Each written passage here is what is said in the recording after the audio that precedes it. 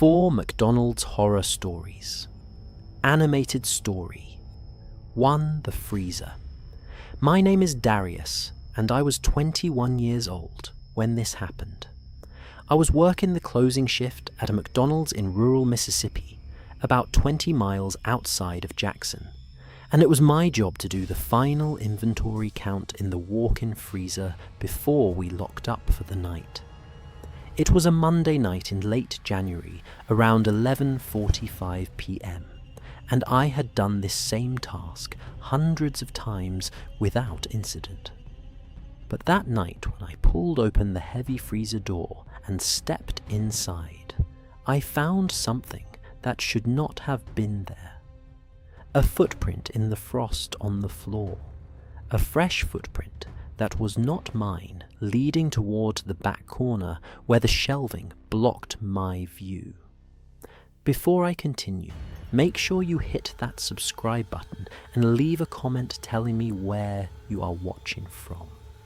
Because what I found in that freezer changed everything I thought I knew about the place where I worked. The McDonald's I worked at was a small location off a state highway, the kind of place that served mostly truckers and locals passing through. We did decent business during the day, but nights were slow. By 10 p.m., we usually had maybe 1 or 2 customers an hour, and by 11, the dining room was empty. We closed at midnight on weeknights, which meant the last hour of my shift was usually spent cleaning and preparing the restaurant for the morning crew. I had been working there for about 14 months, starting right after I graduated high school. The job was not glamorous, but it paid my bills and let me save money for community college.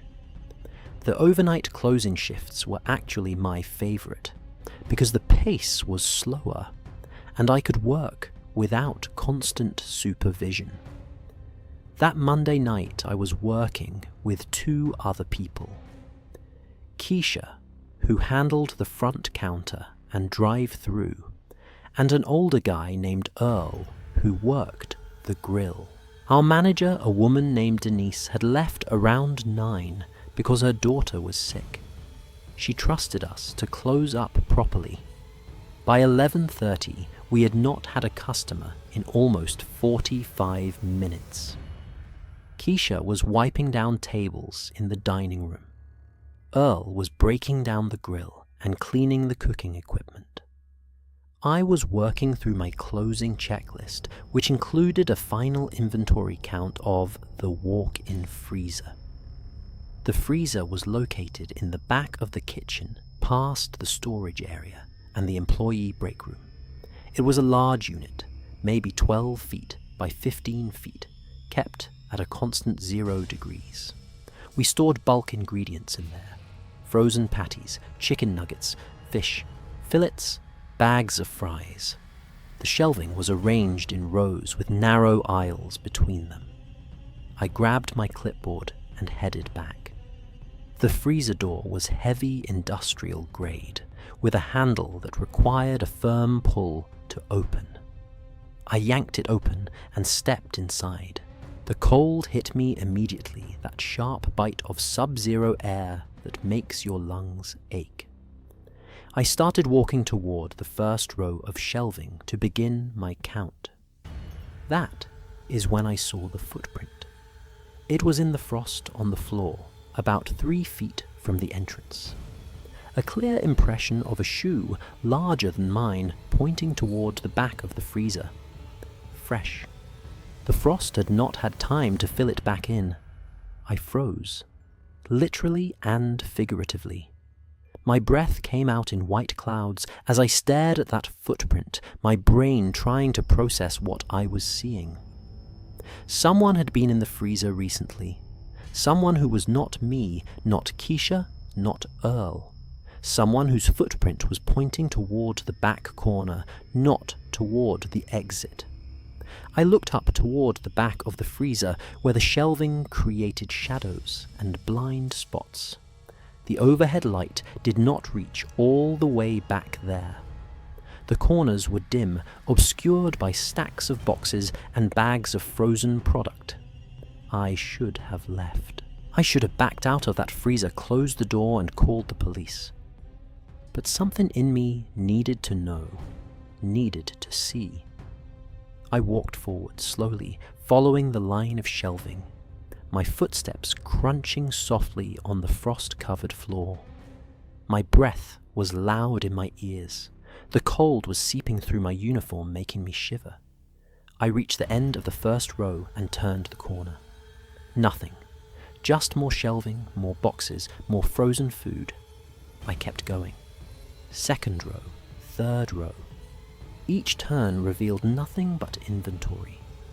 By the time I reached the back wall of the freezer, I was starting to think maybe I had imagined the footprint.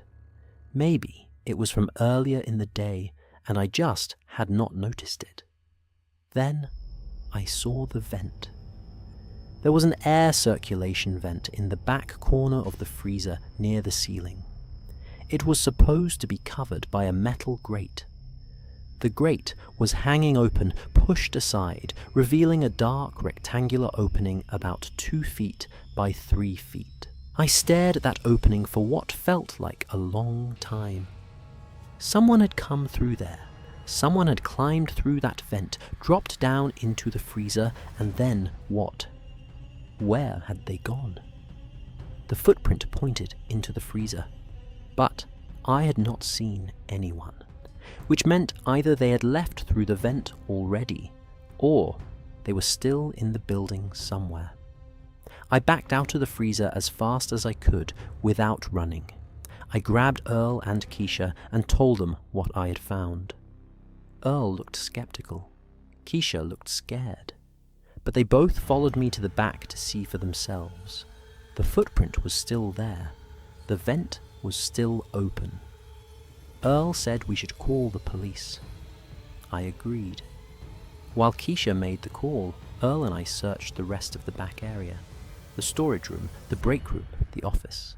All empty. Whoever had been here was gone. Or so we thought. The police arrived about 15 minutes later. 2 officers, both looking tired from a long shift. They searched the freezer, examined the vent, took photos of the footprint. One of them climbed up to look inside the vent opening and reported that it connected to a ductwork system that ran through the ceiling of the building. They searched the ductwork as best they could, shining flashlights into the dark passages. Nothing. No one. The officers took our statements and said they would file a report. They told us the building should probably have the ventilation system inspected and secured. They said whoever had been in the freezer was likely long gone. We finished closing up and went home. I did not sleep well that night. Kept thinking about that footprint. Kept wondering who had made it. Kept imagining someone crawling through the darkness above my head while I worked, watching through vents, waiting for something. 3 days later, Denise called me at home. Her voice was strange, tight, controlled. She said the police had called her. She said they had found something. A maintenance worker doing a routine inspection of the roof had discovered evidence that someone had been living in the space above our McDonald's. There was a section of the ductwork near the HVAC unit that had been modified, expanded into a small living space. Blankets, food wrappers, water bottles, a battery-powered lantern, and photographs. Photographs of employees.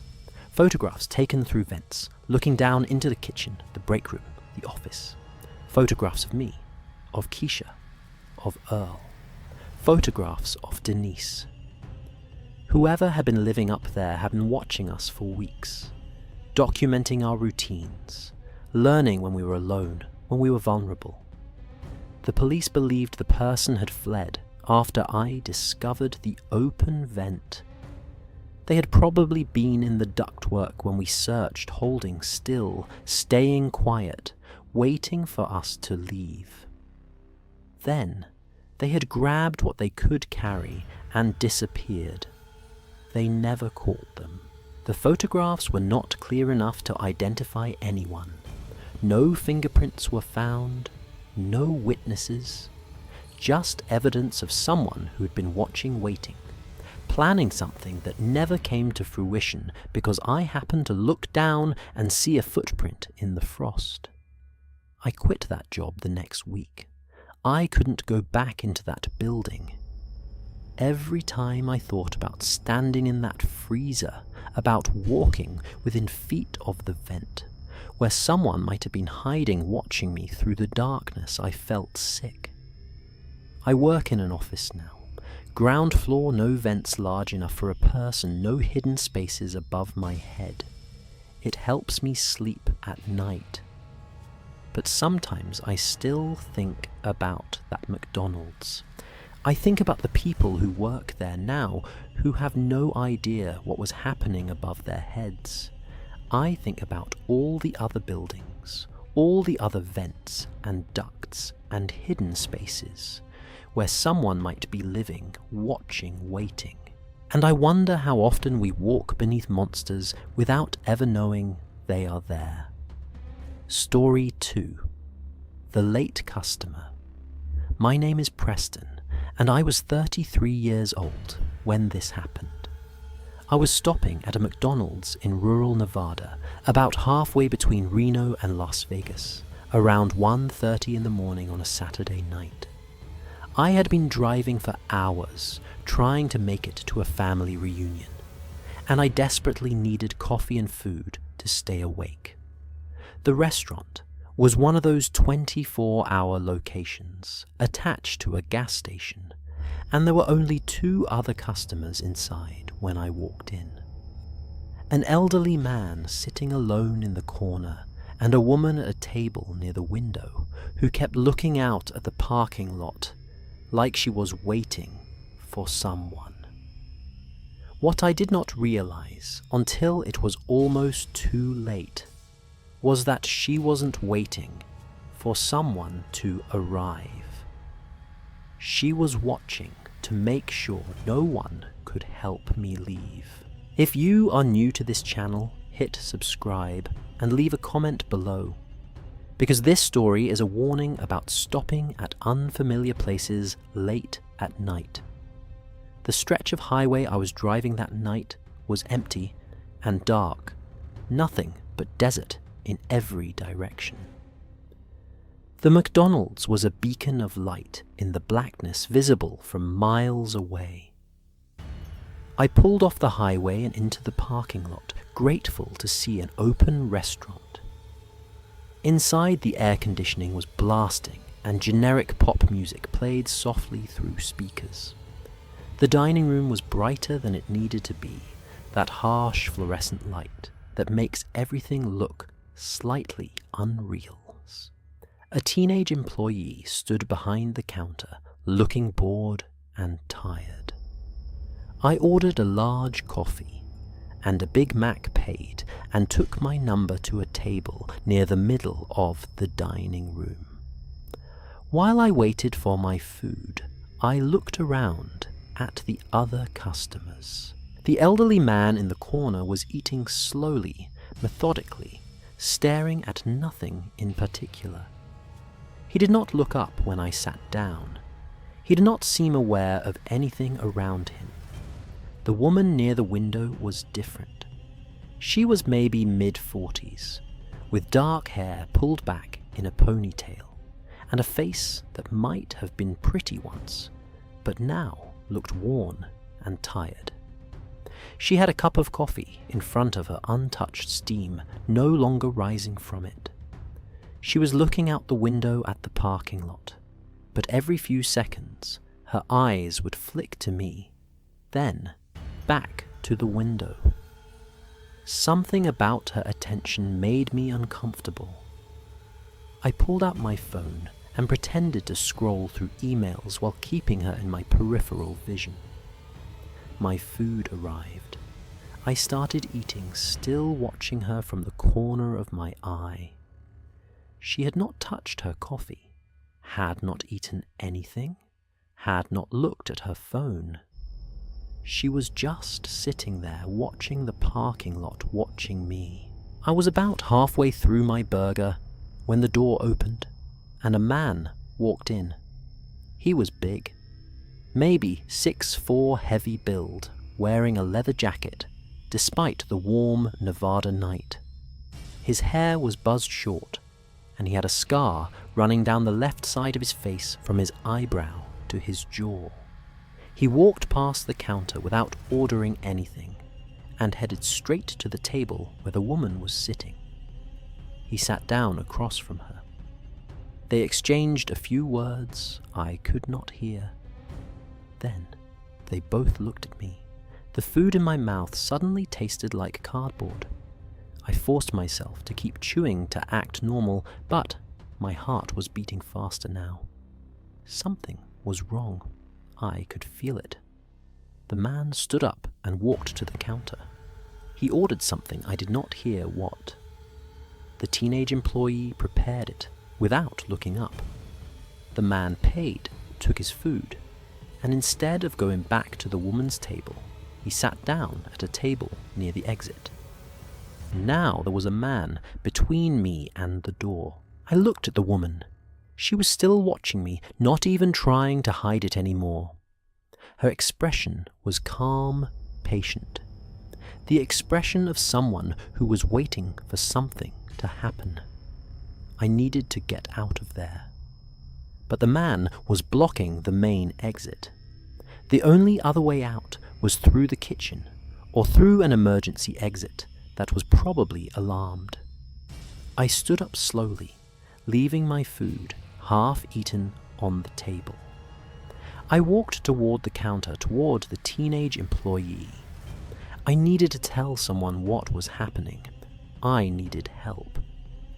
I was about 10 feet from the counter when the man stood up. He did not say anything. He did not make any threatening gestures. He just stood there, blocking my path to the front door, his eyes fixed on me. I stopped walking. We stared at each other for a long moment. The employee behind the counter had not noticed anything wrong. The elderly man in the corner was still eating, oblivious. The woman was still sitting at her table, watching. I made a decision.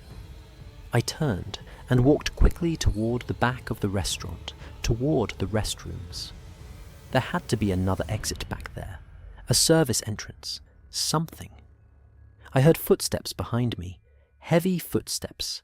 The man was following.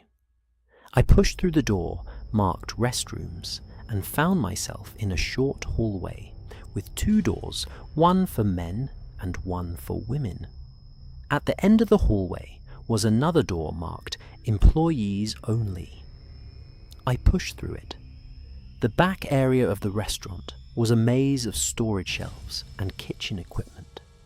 I moved quickly, looking for an exit, hearing the door behind me open as the man followed. There. An emergency exit in the back corner. A metal door with a push bar and a sign that said, "Alarm will sound." I did not care about the alarm.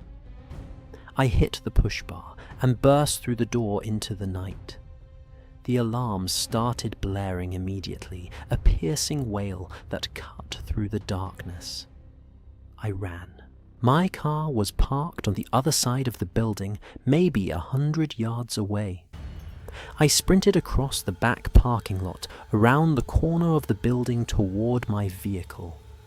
I could hear him behind me, his footsteps pounding on the asphalt, getting closer. I reached my car and fumbled with the key fob. The locks clicked open. I threw myself inside, slammed the door, hit the lock button, started the engine. He reached the car just as I threw it into reverse. His hand slammed against my window hard enough to make me flinch, but the glass held. I floored the accelerator and shot backward out of the parking space. I swung the car around and headed for the highway. In my rearview mirror, I could see him standing in the parking lot watching me go. The woman had come outside too. They were both watching. I did not stop driving until I was 50 miles away. Then I pulled into a truck stop with a dozen semis parked outside and people visible through the windows. I sat in my car for 20 minutes shaking, trying to process what had happened. I called the police and reported the incident. Gave them the location, described the man and woman, told them what had happened. The officer who took my call said they would send someone to check it out. I never heard anything back. For all I know, they drove to that McDonald's and found nothing unusual. Just a late-night restaurant with tired employees and ordinary customers. But I know what I saw. I know what I felt in that dining room. I know that man was not blocking the exit by accident. I know that woman was not just waiting for a friend. They were hunting, working together, waiting for someone like me to walk in alone at the wrong time. I made it to my family reunion the next morning. I did not tell anyone what had happened. What would I have said? I was almost attacked at a McDonald's. I ran away from people who might have been planning to hurt me. There was no crime. There was no victim, just a feeling, a pattern, a door that I managed to escape through. But I think about the people who did not escape, the travelers who stopped at that same McDonald's late at night, who noticed too late that someone was watching them who didn't make it to the emergency exit in time. I wonder how many of them there were. I wonder if they are still out there somewhere. I wonder if anyone is looking for them. And I wonder if that man and woman are still working that stretch of highway, still waiting at that McDonald's, still watching for people who walk in alone at 1:30 in the morning with no one to notice if they never walk out. Story 3.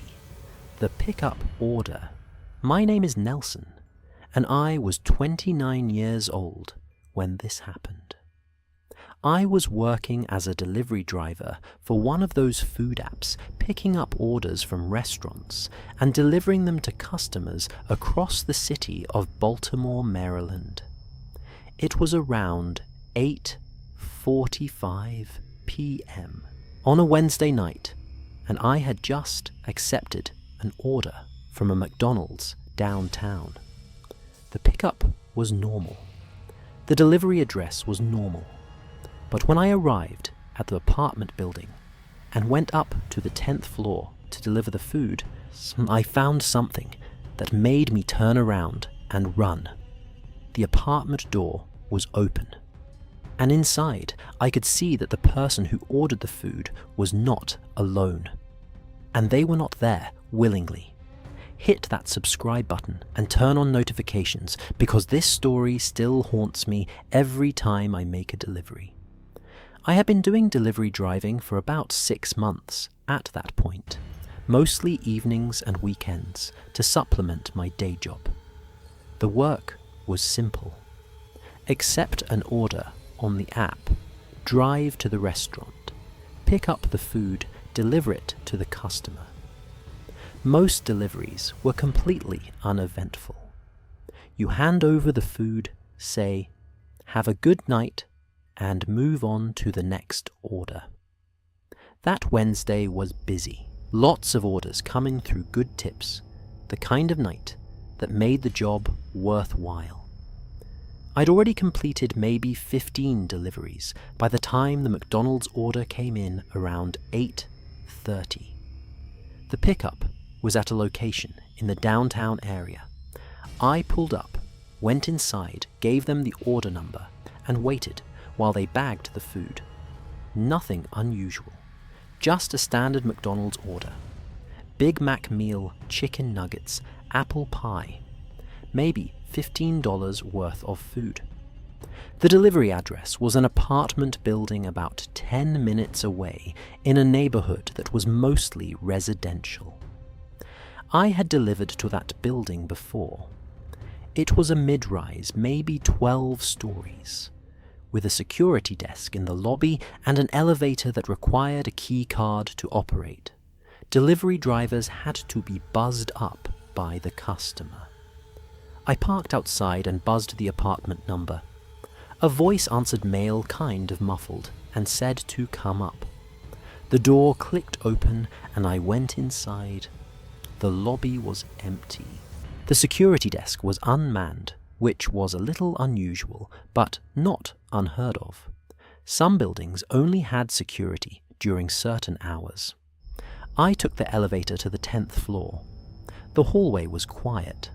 Soft carpet dim lighting doors spaced evenly along both sides. I found apartment 1012 and approached the door. It was open. Not all the way, just a few inches, like someone had not closed it completely. I could see a sliver of the apartment interior through the gap. Lights on some kind of music playing softly. I knocked on the doorframe and announced myself as the delivery driver. Called out that I had their order. Waited for a response. Nothing. Just the soft music and a sound that might have been the television. I pushed the door open a little wider, still not stepping inside. I called out again. That is when I heard it. A muffled sound like someone trying to yell through something covering their mouth. A sound of distress. A sound of fear. I pushed the door open further and looked inside. The apartment was small, a studio layout with a kitchen and living area in one open space. The furniture was sparse. A couch, a table, a television mounted on the wall. On the couch there was a woman. She was bound with what looked like packing tape, her wrists secured behind her back, her ankles wrapped together. A strip of tape covered her mouth. Her eyes were wide, terrified, looking directly at me. Standing next to her was a man. He was holding a knife. For a moment, everything froze. The man looked at me. I looked at him. The woman made another muffled sound, her eyes pleading. The man said in a voice that was calm and casual that I should come in and close the door. He said this did not have to involve me. He said I should just put the food down and leave and pretend I did not see anything. I dropped the food. I turned. I ran. I sprinted down the hallway toward the stairwell. I did not wait for the elevator. I hit the stairwell door and flew down the stairs, taking them 3 at a time, my hand sliding along the railing, my feet barely touching the steps. I burst out of the stairwell into the lobby and kept running. Out the front door, across the sidewalk to my car. I fumbled with my keys, got inside, started the engine. As I pulled away from the curb, I was already dialing 911. I told the dispatcher everything. The address, the apartment number, the woman on the couch, the man with the knife. She told me to stay on the line, that police were being dispatched immediately. I pulled over about 2 blocks away and waited. Within minutes, I heard sirens. Police cars flew past me, heading toward the apartment building. Then more sirens. Then an ambulance. I spent the next 3 hours at the police station, giving statements, describing everything I had seen. The detective who interviewed me was professional, but clearly disturbed by what I was telling him. They had found the woman alive, traumatized, injured, but alive. The man had fled through a back stairwell when he heard the police coming. They were searching for him. Over the next few days, I learned more about what had happened. The woman was the actual resident of that apartment. The man was someone she had met online, someone who had seemed normal until he showed up at her door that evening with a knife and a plan. He had ordered the McDonald's using her phone from her account. The police theorized he was trying to establish an alibi or create the appearance of normal activity in the apartment. When I knocked on the door, he assumed I would just leave the food and go. He did not expect me to push the door open. He did not expect me to see. They caught him 2 days later, hiding at a motel about 30 miles outside the city. He was charged with kidnapping assault and a list of other offences. The woman had to testify at his trial. I did too, describing what I had seen when I pushed that door open. He got 25 years. Not enough, in my opinion, but that is what the justice system decided. The woman reached out to me about a month after the trial. She sent me a letter thanking me for what I did. She said if I had just left the food and walked away, she does not know what would have happened. She said I saved her life. I do not know if that is true. The police might have found her anyway. Someone else might have noticed something wrong. But I know that in that moment, when I saw her on that couch, when I saw the fear in her eyes, I made a choice. I chose to run and get help instead of pretending I had not seen anything. I still do delivery driving sometimes though, not as often as I used to. Every time I approach an apartment door that is slightly open, every time I hear a sound from inside that doesn't seem right, I think about that night. Most deliveries are normal. Most customers are just hungry people waiting for their food. But sometimes behind those doors, something terrible is happening. And sometimes the delivery driver is the only person who might notice. If you ever see something that looks wrong, do not ignore it. Do not tell yourself it is not your business. Do not convince yourself that someone else will handle it. Call for help. Get to safety. And trust that feeling in your gut that tells you something is wrong. Because sometimes you're the only chance someone has. Story 4. The Drive Home. My name is Earl, and I was 37 years old when this happened.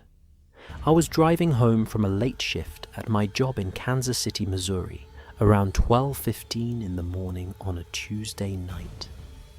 I stopped at a McDonald's drive-thru to grab a quick meal before heading home. Something I did 2 or 3 times a week without ever thinking twice about it. The drive-thru was empty, except for my car, and the employee who handed me my food through the window seemed distracted, nervous, like something was wrong. She kept glancing over her shoulder toward the inside of the restaurant. I took my food and started to drive away, but something made me stop. Something made me look in my rear view mirror. And what I saw through the drive-thru window made me slam on my brakes and reach for my phone. Make sure you are subscribed with notifications on, because this story could save someone's life. I had been working double shifts for the past 2 weeks, trying to save money for my daughter's college fund. The extra hours meant I was getting home late almost every night, usually sometime after midnight. I had developed a routine. Clock out drive to the McDonald's near the highway, grab a burger and fries eat in my car while listening to talk radio, then head home. That Tuesday night was like any other. I finished my shift around 11:45, said goodbye to the security guard, and headed to my car. The drive to McDonald's took about 15 minutes, mostly empty roads at that hour. When I pulled into the parking lot, I noticed it was quieter than usual. The dining room lights were on, but I could not see anyone inside. The drive-thru was empty. No cars ahead of me. I pulled up to the speaker and placed my order, a quarter-pounder meal with a Coke. The voice that came through the speaker was female young, and there was something off about it. A slight tremor, a hesitation that did not match the standard script. She gave me my total and told me to pull forward. I pulled up to the first window. Nobody there. I moved to the second window and waited. The window slid open, and a young woman appeared. She was maybe 20 years old, with blonde hair pulled back in a ponytail and a McDonald's visor on her head.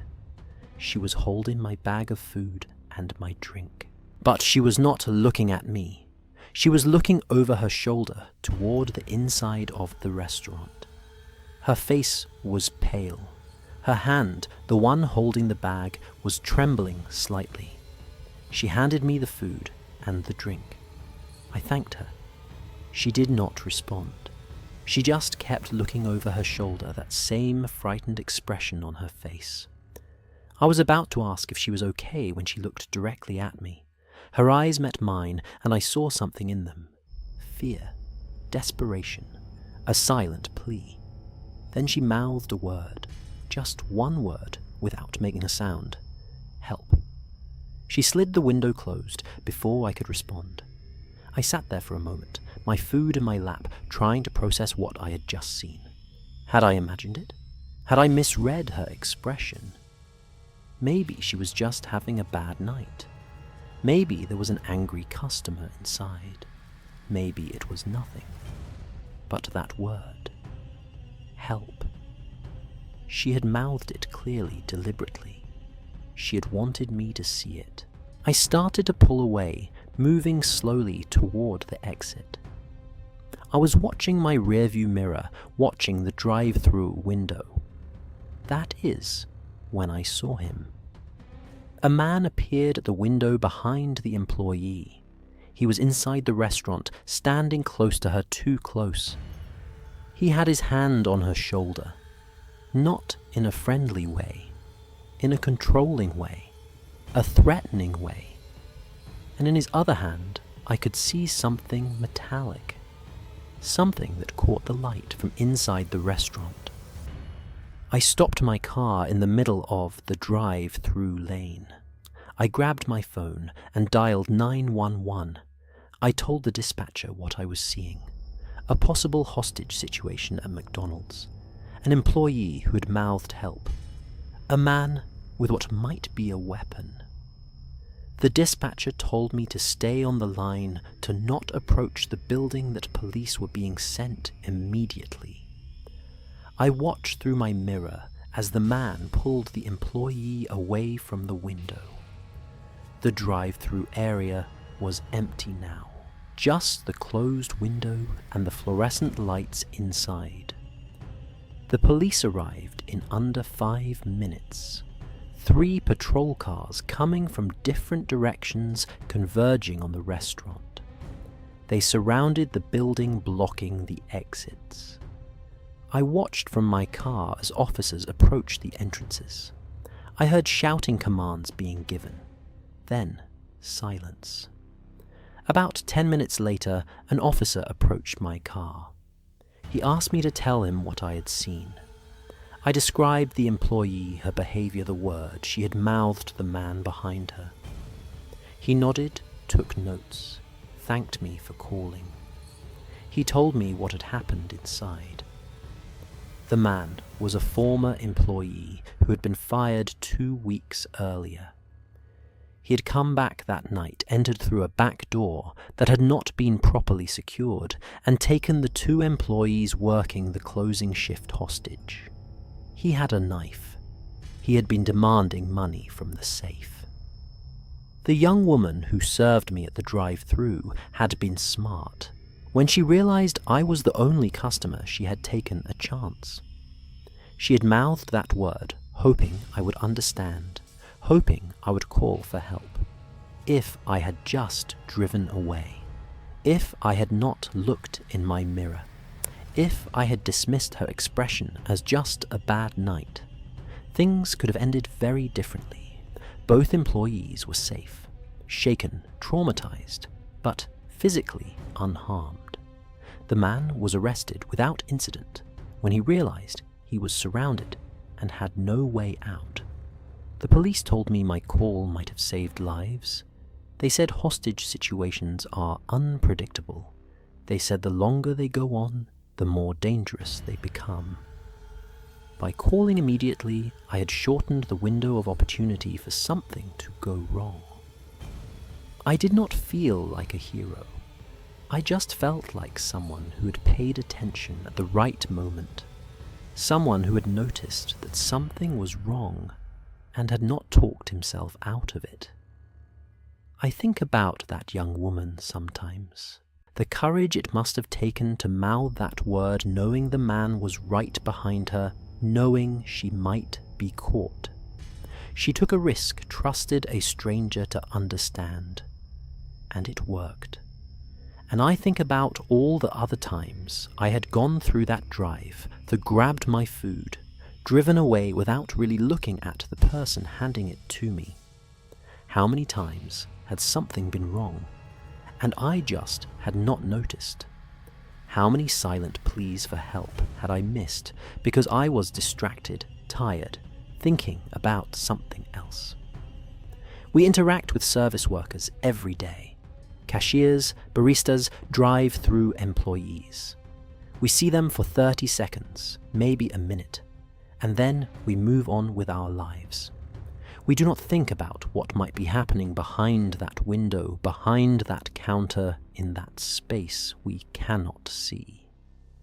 But sometimes those 30 seconds are the only chance someone has. Sometimes a moment of attention, a willingness to look closely and trust your instincts can make the difference between life and death.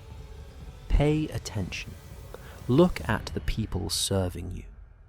Notice if something seems wrong. And if you see someone who looks scared, who seems like they are trying to tell you something without words, do not drive away. Stop. Call for help. Be the person who notices, because you might be the only one who does. Those were 4 McDonald's horror stories. These restaurants are everywhere, on every corner, in every town, open at all hours, serving millions of people every day. We think of them as safe, familiar, ordinary places. We order our food, eat our meals, and move on without a second thought.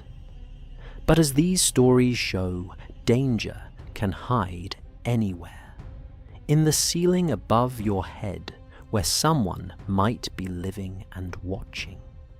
In the dining room, where predators work together to isolate their victims. Behind the doors, where delivery drivers might stumble onto something terrible. At the drive-thru window, where an employee silently begs for help. Pay attention to your surroundings.